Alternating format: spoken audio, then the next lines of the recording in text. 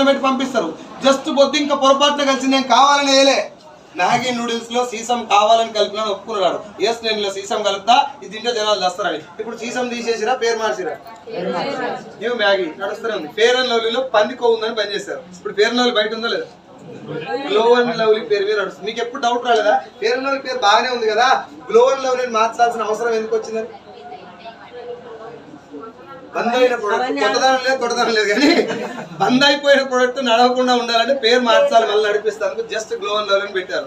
Dove shampoo బంద్ అయింది, Kit Kat బంద్ అయింది, Kinder Joy బంద్ అయింది, Johnson and Johnson baby powder కాడికి వెళ్ళి కొన్ని వందల ప్రోడక్ట్ నిన్న బంద్ అయిపోయి వారం రోజుల తర్వాత మళ్ళీ న్యూ ఏమంటారు దాన్ని, new parachute, new Maggi, new fair and lovely అని పేర్లు మార్చుకొని వస్తే నడుస్తున్నాయి. ఇప్పుడు నేను ఏం చెప్తున్నా అంటే అవన్నీ బేకార్ ప్రోడక్ట్లు, ప్రెస్టీజ్ మాత్రమే బాగున్నాయి వాడరని నా మాట అది కాదు. మీరు ఒక మాట చెప్పండి, ఏదన్నా ఒక ప్రోడక్ట్ బాగుందా లేదా ఎవరు చెప్పాలి?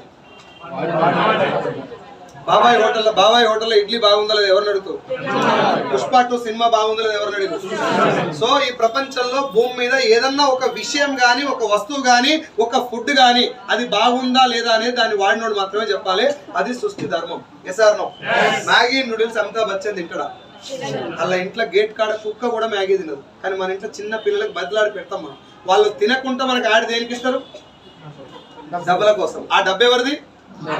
మనం డబ్బిచ్చి మ్యాగీ నూడిల్స్ తెప్పించుకుంటున్నాం అంటే మంచిగా చెడా? ఇట్లా గుట్కా కూడా మనం పైసలు ఇచ్చి తెప్పించుకున్నది.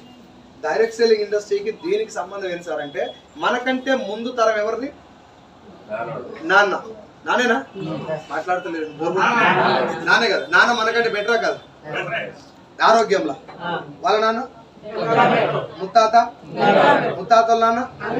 సో ముత్తాతల నాన్న is equal to real Baahubali, ఈ డూప్లికేట్ బాహుబలి కాదు. ఓకేనా? తాతలు బలంగా ఉన్నారు. మా తాత ఇట్లంటే రాయి పోయి గుట్ట మీద పడేదని ఇప్పుడు చెప్తాం మనం. నిజంగా చెప్పు, తాతలు ముత్తాతలు బలంగా ఉండడానికి మెయిన్ కారణం ఏంటి? మంచి ఫుడ్. ఆ మంచి ఫుడ్ వాళ్ళకి ఎవరు రిఫర్ చేసి? అక్కినే నాగేశ్వరరావు చెప్తే తిన్నారా? రేడియోలో అడ్వర్టైజ్మెంట్ వస్తే తిన్నారా? వాళ్ళ నాన్న ఏం తినబెడితే తిన్నరా? వాళ్ళ నాన్న ఏం చెప్పిండు? ఆయన తిన్నా చెప్పిండా, కొత్త చెప్పిండా? బిడ్డ నేను గంజి తాగినా, గట్క తిన్నా, గట్క అంటే సంకటి, నేను జొన్న రొట్టె తిన్నా, నేను దంపుడు బియ్యం తిన్నా, నువ్వు కూడా ఇవే తిను, ఎందుకంటే నా దగ్గర ఇవే ఉన్నాయి.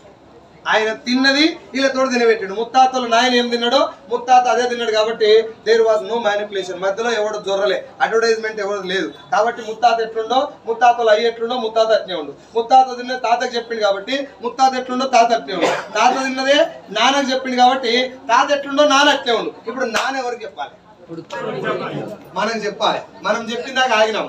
మనం పోయి నూడిల్స్ తినబెట్టింది ఆయనకు. ఆలోచించండి ఒకసారి.